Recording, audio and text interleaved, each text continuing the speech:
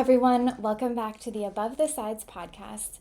My name is Molly Momrell, and I'm your host. And today we have a very special guest, Chaplain Brianna Higa. And I'm really looking forward to diving into everything that you do for your work and how that expands into your life as a whole. We met really unexpectedly the other day, 2 days ago. We did. And hit it off talking about divinity school. Mm-hmm. Mahalo nui for coming. I'm so appreciative of your time. You're so welcome. It's my privilege. So where is home for you? Where are you from? Born and raised in Charlotte, North Carolina, but I've lived all over the American Southwest, and now I'm here in Hawaii. When I met you, I instantly felt very comfortable talking to you, obviously because we're doing a podcast 2 days later. We don't usually move this fast, okay? We're taking slow, girls. I promise everybody. But clearly there was a connection. Yeah.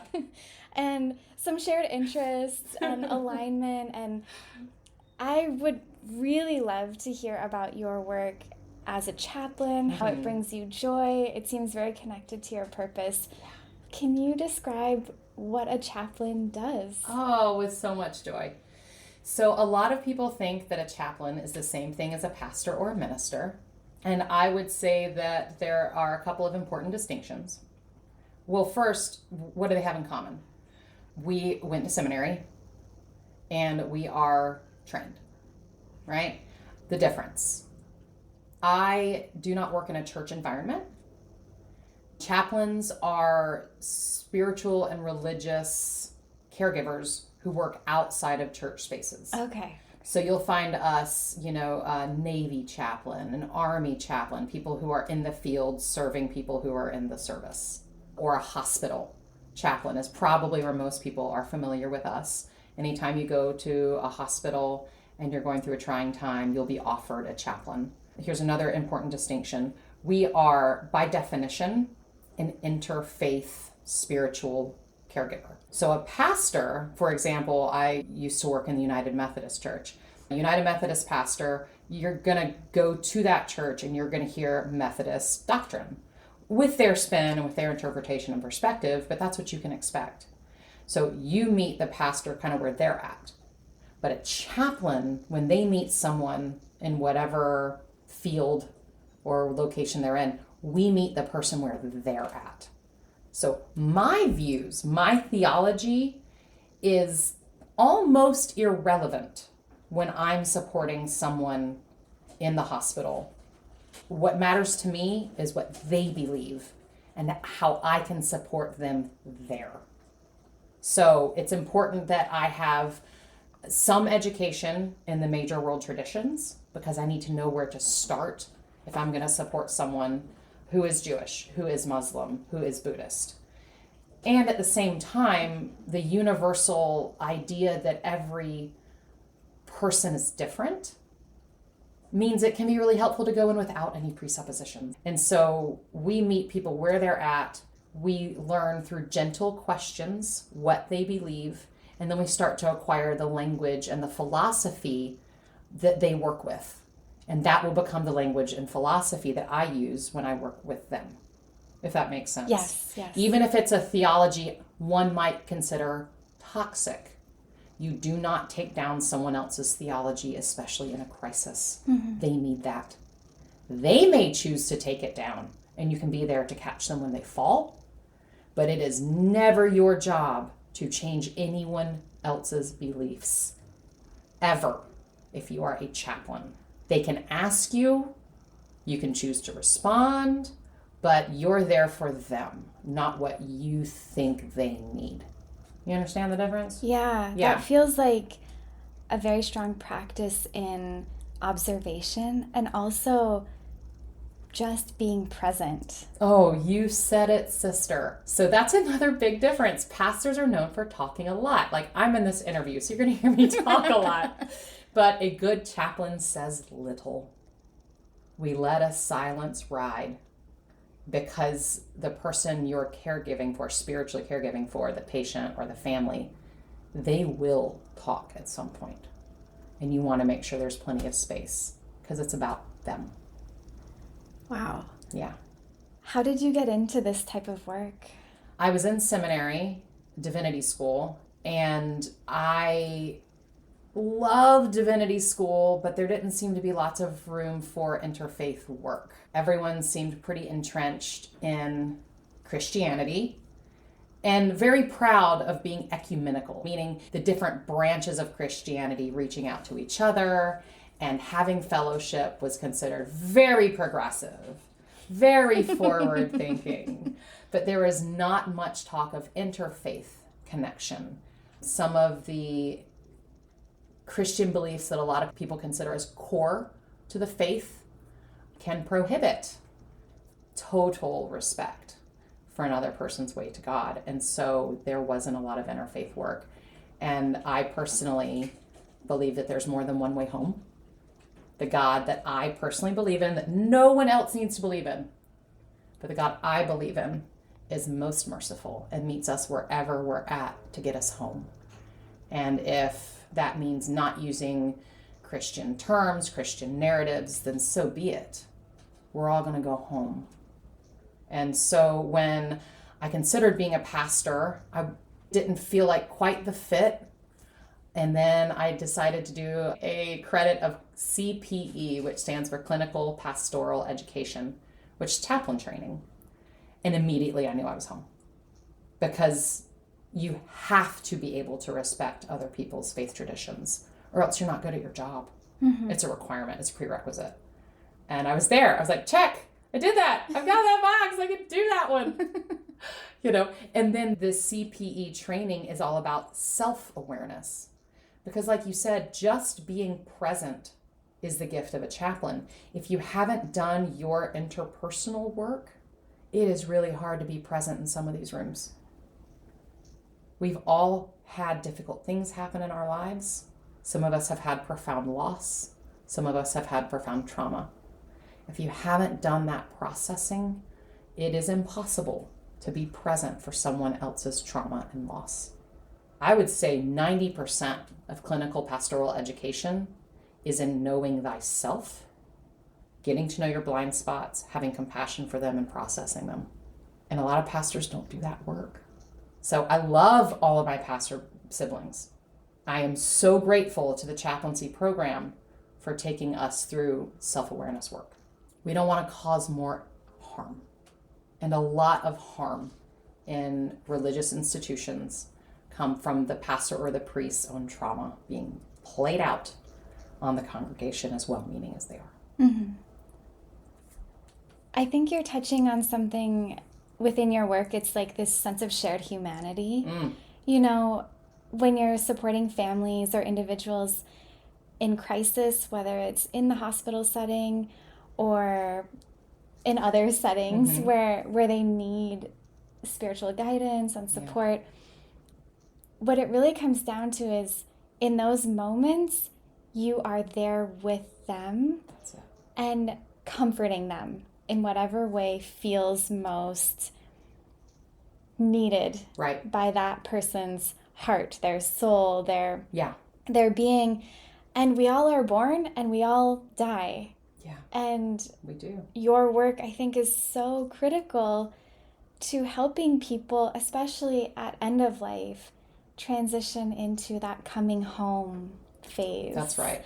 And so it must be incredibly meaningful, but I imagine that is hard as an individual for you. Like, how are you self-caring when you're at a hospital all day supporting families who are going through really tough things? So before I answer that, I'd like to let everyone know that while I have done hospital chaplaincy, my favorite brand of chaplaincy, and the one that I practice now, is hospice chaplaincy, which is why Molly asked me about end of life. It is my privilege and honor to partner with patients and families when they are at this particular stage of life where they know they're dying and they are not trying to prevent that anymore. This is a huge pivot in someone's life. We go to hospitals because we want to live. We go on hospice because we're ready to let go. And so in that distinction, already the job just got a lot easier for any chaplain. Because now we all have the same goal. And the goal is one we're going to meet. There's no getting around death. Yeah. There's no avoiding it. It's going to have us. And the inevitability of that terrifies so many people. And so no one ever talks about it until it's time. And then some people still don't want to talk about it. You know, but nonetheless, it can be a heavy job. I work with mostly scared people, and that's not because they're not brave. There's a Rumi quote that I love, that the drop of water is always scared to join the ocean. What a beautiful quote. Do you love that? I'm writing it down right now. Write it down, Molly. It takes total courage to face the enormity of eternity. Whether you call that universe, consciousness, God, it's enormous in its everythingness. And so I think that's what the traditions talk about when they talk about humility. Not that we should be totally subservient to all power, but we are humbled when we consider the face of the ocean as a drop of water. So you asked me how I care for myself being in those spaces. I think that the earth is a very powerful source for healing. And the more time I spend surrounded by green things, the healthier I am. So I spend a lot of time in the forest. I'm a hiker. I used to be an avid, how fast can I do Olamana? You know, that's not the point anymore. The point is not to race through the beauty. It's to be in it. Because all of that life force, all of that vitality is there to be shared. And so my prayer before I go into the forest is that I am there in respect for life force, that I might receive whatever is overflowing and willing, and that I might also give back to that, just to participate in that shared web while I'm there. And it does revitalize and rejuvenate. I also love the ocean. I'm a body surfer, so I like to put on my fins and go somewhere big and roll with it. And those things do a lot. Meditation, prayer, of course, those are non-negotiable, meditation and prayer. I love seeing this whole person side of you, because I feel like identity can be so tied to our work, but really you're a human supporting other humans. That's it. And so when I heard that's what a chaplain is out in the world, then you realize you don't have to be at work to do what you do. Any one of us, if we're going through the grocery line and the person scanning our produce has tears in their eyes, you would ask, how are you? Yeah. That's it. You're being a chaplain. We're done. For me, it's an enormous gift because it just means being present in every moment. That's the job. And when you're present in the moment, in the presence of other people, you're giving them a gift. Being a chaplain here in Hawaii, I imagine that there's a lot of variety. There is. That is one word. In the folks that you Yes. are meeting and serving in terms of faith background, ethnicity, nationality, ages. No two are alike. It's just truly that melting pot. 100%. And I've seen this in my own faith journey in terms of being Catholic, but also having deep respect for other religions and spiritual paths. I've studied Ho'oponopono and the Aloha teachings and Buddhist meditation. And I feel like there's this well of experience and beauty in all of those major world traditions and beliefs. And for you, how do you navigate the cultural dynamics? Do you have specific instances that come to mind? I mean, I can think of all the times I got it wrong. They're awkward and funny. One of the things I learned, I wish I'd learned it quicker than I did. For our listeners, if you cannot tell, I'm a middle-aged white lady. That is not the full definition of my being, but that is what I look like. Yeah? And so when you're new somewhere and you really want to belong, you can catch yourself trying to fit in. Danger. Learning how to be myself and accepting that it was different was a very hard lesson, but I'm really glad I learned it. One, people can sense inauthenticity. Even if you've got a great ear and you can do an accent that's not yours. Uh-oh. Yeah, that. Even if you think you're doing it nice and subtle to fit in, people are smart. Even when they can't put their finger on what about the chaplain wasn't quite right. They know if something is not authentic. Yeah. Right? So here's the good news. Chaplains shouldn't talk much. Right? Mm-hmm.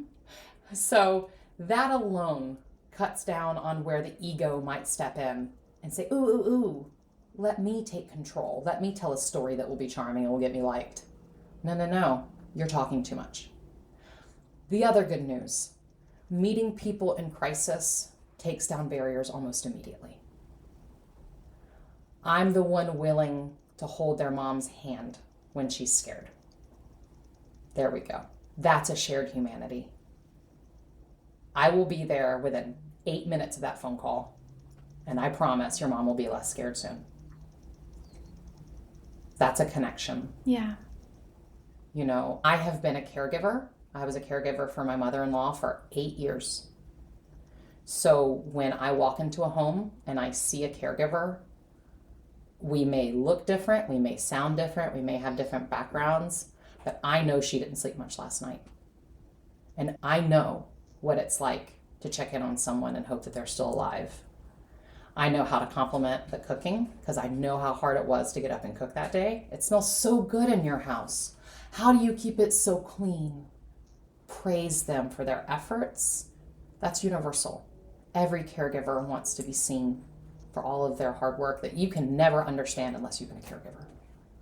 That is cross-cultural. It is hard to do. And so those shared experiences, being invited into a home where that caregiving dynamic is at play, it supersedes any cultural division.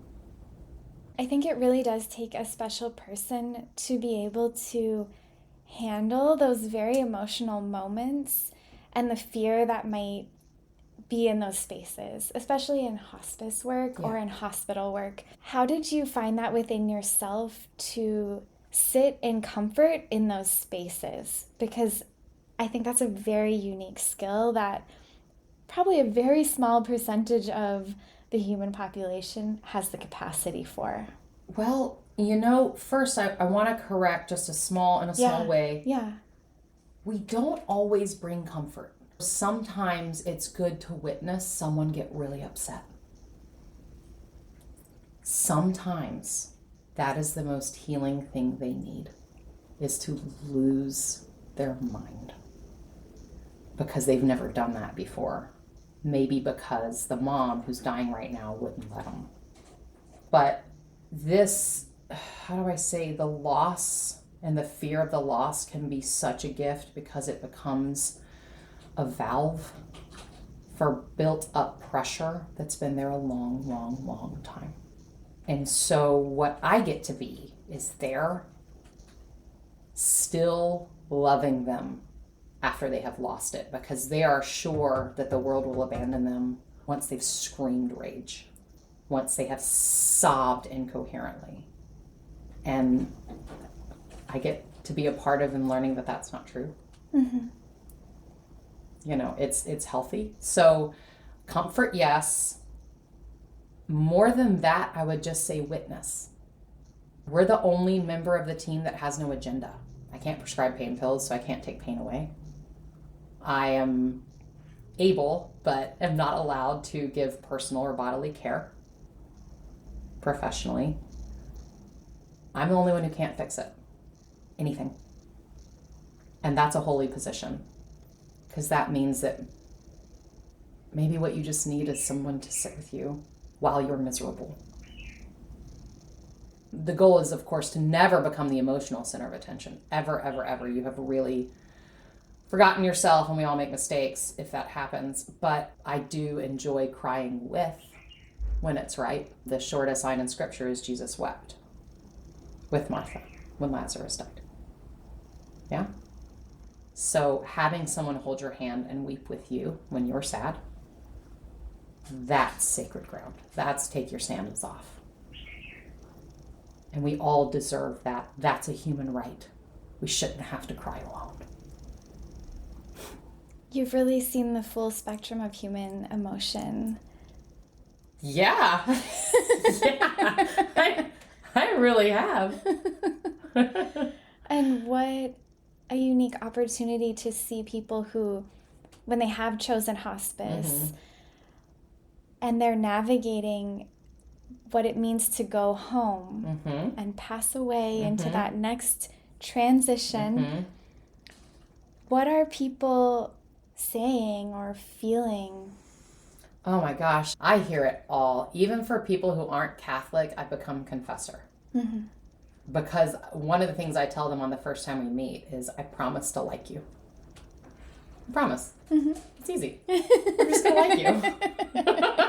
I love that so much. I promise. I don't have any history or baggage with you. Of course I like you. You know? And there's so much they want to say but can't feel like they can always tell their family. I encourage them to share what they share with me with their family. I think that there's so much potential for intimacy. And sometimes they just want to tell a trusted stranger. To see their burden get lighter is so beautiful. It's so beautiful. I never, ever, ever say, oh, you shouldn't be sorry for that. Ever. Even though I think it so many times. You know, you hear people carrying around burdens for things that they had no control over. But that would be to disrespect their burden. Someone can't carry something and you say, oh, you shouldn't have carried that. That's a terrible thing to say. You always say, I hear you. I hear you. That sounds so hard. Of course you're forgiven. You know, and then we shift into a forgiveness discussion. But I always, always, always honor and respect what people are sorry for. And never brush it off as, oh, you shouldn't be sorry for that. Do you feel like you live your life differently, seeing people in those scenarios? Oh, yeah. I mean, I guess there's the obvious. I'm so grateful that my family is healthy. I get to leave. I remember being the caregiver who would get visitors, and the visitors would go home, and I stayed for 8 years. The day in and day out of caring for someone that you love, it's a devotional practice. For me, it was spiritual and devotional. But now, I go home. I go to my house, where I have a daughter who's vivacious and loud and doesn't put her dishes away, but that's the life. That's the good life. So it's made resentments, fights, they don't go away. You just cope with them better. Maybe you're willing to talk about them. And some of them you are just willing to forgive and let go. I call my parents more. And I make sure that they're eating lots of kale and that they're not using bathtubs. Get your parents away from bathtubs. They fall. Walk-in showers, people. I can't stress it enough. We want practical advice, yes. Just handholds everywhere before you need them, okay? Gosh. Get your mammograms. These are the things we need to hear. You gotta hear them. Talk about it now. Yeah. Yeah. I can tell that this resonates very deeply. The way you've integrated loving others in the present moment while things are still good, while people are healthy. Yeah. Because it seems like so many of us are moving at such a fast pace in our day-to-day that there aren't those pauses until something is going wrong. I mean, I guess let me honor for a minute that when something goes wrong, we're called into the moment. Good. Thank you. Thank you to disaster for calling us to the present moment. We bless the message you have for us and the gift of presence.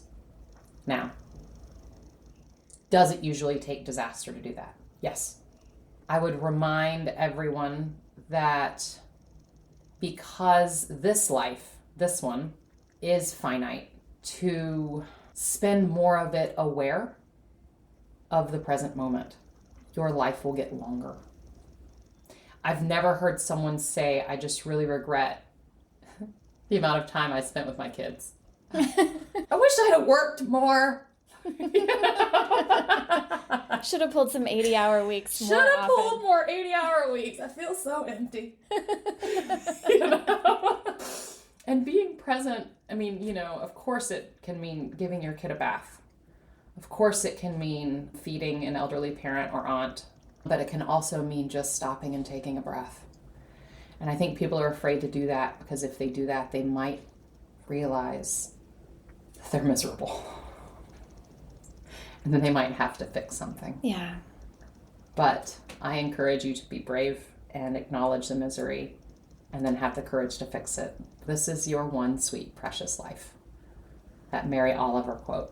We can suppose more lives. We can suppose eternal life. I know the theology. But what we know for sure, the only thing that's true is this moment. That's it. I would hate that we all wasted it with our minds elsewhere. What are some of the things that people say before they pass? I'm really curious. So are there specific moments that come to mind where you're like, that was so profound, or just one of those reminders? My favorite are the tears.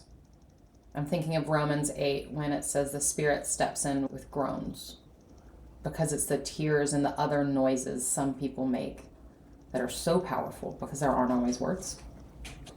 Holy groans. I think those are my favorite. Oh boy. When words come, they just want everyone to know how much they love them. I have been present for some medical assistance in dying deaths, MAID.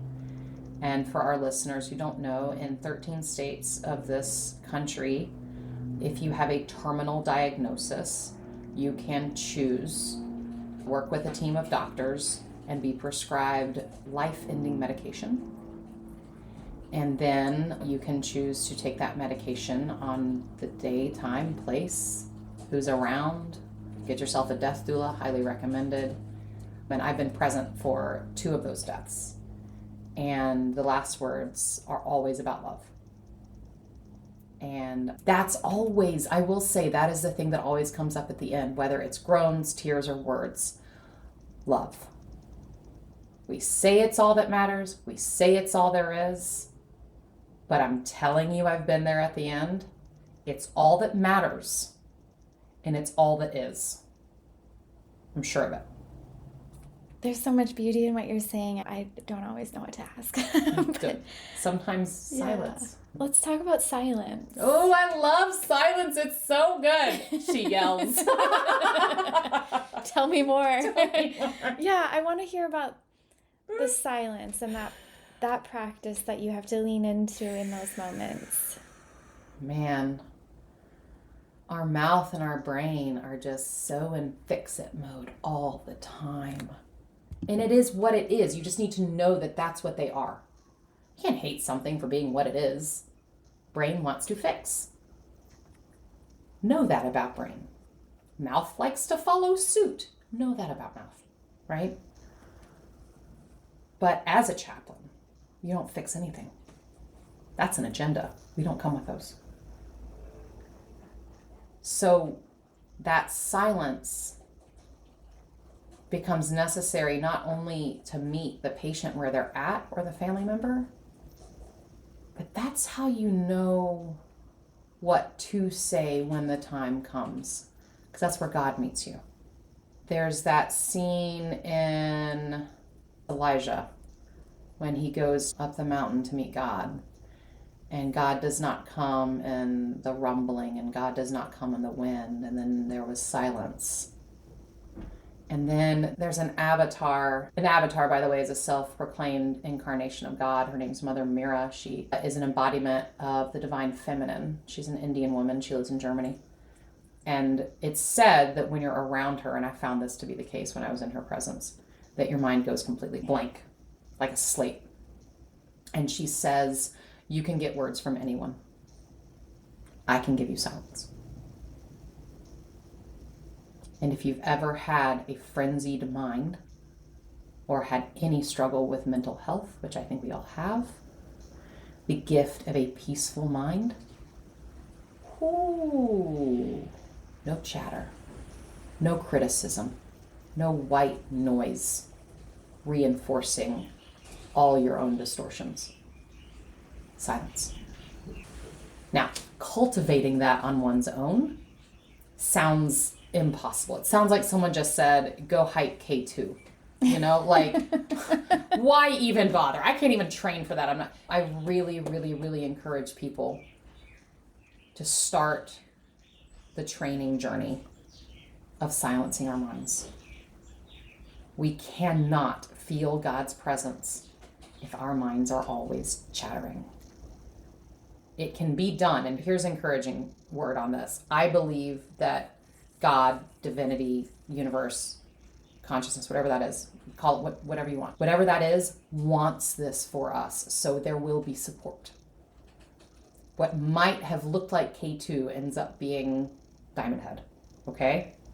It can be done, and I just really highly encourage people to try to cultivate a silence practice. I went on a 5-day-long centering prayer retreat that was all silent. When I'm not at work, I can be a little chatty. I can be a little loquacious. I like the words. I got the gift of the gab, and it's fun to do. I really was afraid that I was going to be miserable for 5 days. Yeah. And instead, I was just profoundly relieved. I was so relieved. Talking's work. Maybe it's work we like. Mm-hmm. It's work. And why we talk, we don't even know until we stop. Yep. Yup.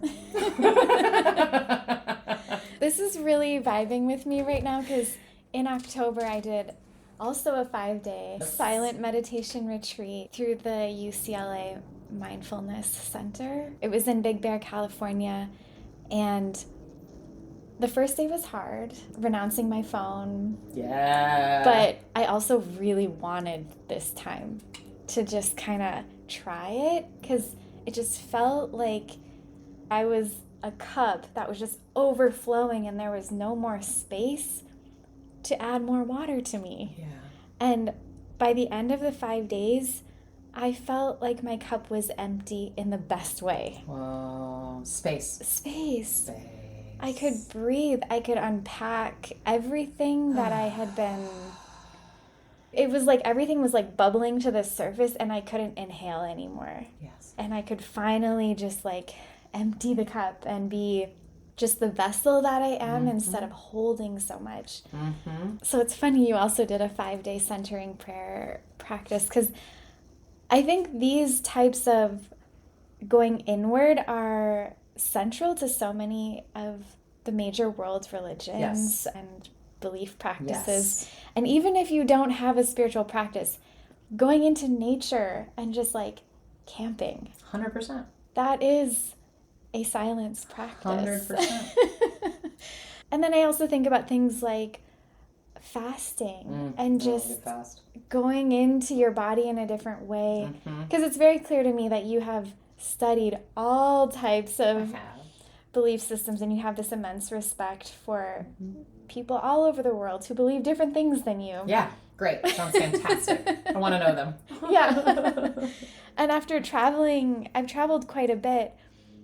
I feel so lucky to have been a witness to different things like breaking fast in Istanbul during Ramadan. Oh, that's lovely. It was one of the most beautiful things I've ever experienced in my life. I was 22 years old, studying abroad, and we had 5 days in Turkey, and we were with a Turkish mutual friend who had met another one of my college friends, and he showed us Istanbul, a bunch of just random American kids. That sounds so fun. Visiting Turkey, It was middle of the summer. I think it was August 2012. It lined up with Ramadan, and he took us to all these different places, mosques, into the city, different restaurants.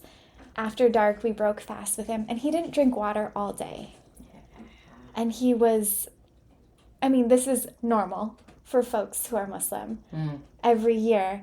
But that was the first time I had experienced that. And I have so much reverence for people who have such a deep spiritual practice. Yeah. Because I don't see a lot of Americans going around just like fasting all day we're consumers. Sunrise to sunset. So there's depth that isn't always seen on the outside, but once you know the inner worlds of people, you know, just try to get to know people. And that's where you see that shared humanity. And you have been in those moments with hundreds, thousands of people. Yeah, really have. How long have you been doing chaplain work? So I've been working with Kupuna for 12 years now. I worked in senior living after I started caregiving for my mother-in-law, Rose, and she ended up retiring in a senior living community. She loved it. Loved it. I gave her a whole new chapter. She got a boyfriend. She was really worried about, like, what if he wanted to do more than kiss? Like, these are the conversations you want to be having at 82, okay? Should we all be so lucky? Mm-hmm. Love it. Huh? So I ended up working at the senior community, and I loved it. All I had to do was say how much we loved it, and people would move in, and that was called sales. Okay. I ended up being offered my own senior community and moved to Raleigh, North Carolina, where I opened that. So that was prior to me going to seminary. I just knew I loved serving senior population. And then I went to seminary, and then that's when I started with the title chaplain. And I was a chaplain in a hospital for training. And I began church ministry just because you don't knock it till you try it. Mm-hmm. Tried it. I'm glad it's there. I'm glad there are people who are meant for it. It's not me. And then I did hospice work for a year, and then about 5 or 6 months of working alongside a death doula as a chaplain for her and her patients. So direct hospice chaplaincy, I would say about a year and a half. In that year and a half, yeah, hundreds is accurate. I imagine that there will be people who listen to this who are deeply intrigued by the work of a chaplain. How would someone go about studying or becoming a chaplain? Who would make a good chaplain? Oh, let's talk about that. So the first thing I would say, if you're like, chaplaincy sounds interesting to me, I want to underscore the importance of interfaith respect. I have some colleagues. I stand outside of judgment of them. And I think they have a harder time in their position because they struggle so much with other people's faiths. I see them have a harder time. Your job will be easier as a chaplain if you have a sincere respect for other people's ways of doing things. Okay, that's first and foremost. If all of this still sounds appealing to you, please do it, please do it. We need more chaplains. The world needs more people who can be present wherever that is and are trained to do that. So, in order to be a chaplain, you need to have gone to seminary. Now, that doesn't have to be a little Bible college. It can be. Get your Bible college on. It's awesome. But there are also a lot of more, quote, secular universities that have theological studies programs, that have a master's in divinity. A lot of your favorite universities started off as seminaries. You didn't even know that. You know, I happened to have gone to Duke Divinity School. I'd gone there as an undergrad. I didn't know it had been a Methodist seminary before it was anything else. I just knew that I trusted Duke to welcome my questions, and they did. And I feel like I got a very broad education. I was in school with people who were very conservative, and I was in school with people who were very progressive.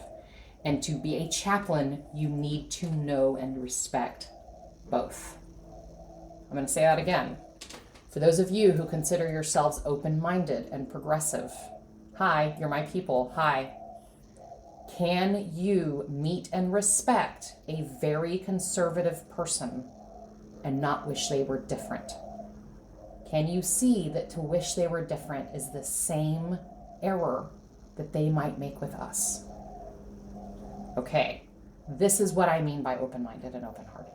So, seminary education, this is usually 2 or 3 years on the graduate level. And then you need to do at least 1 unit of clinical pastoral education. Sometimes people go on and do a year-long unit called a residency. If you can, do it. I've never heard someone regret it. It's extraordinary training. At that point, you are able to be a board certified by the American Chaplaincy Association. And now you're hot stuff. You can be pretty much anywhere. Everyone wants a board certified chaplain.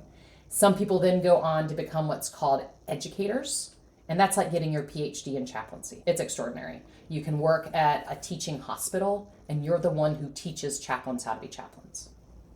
But if you're interested in the chaplaincy career, those are the main steps, and it's doable. I can't stress it enough. It's 2 years of grad school. Just go do it. Just do it.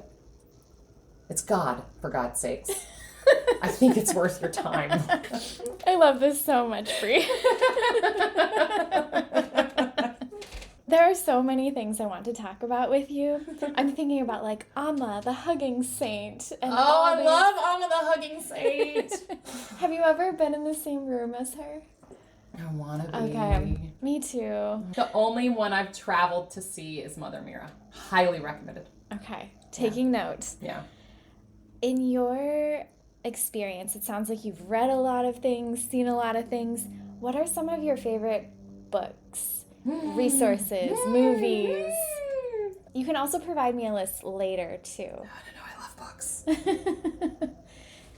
Some of your listeners might be aware of a book called A Course in Miracles. I highly recommend A Course in Miracles.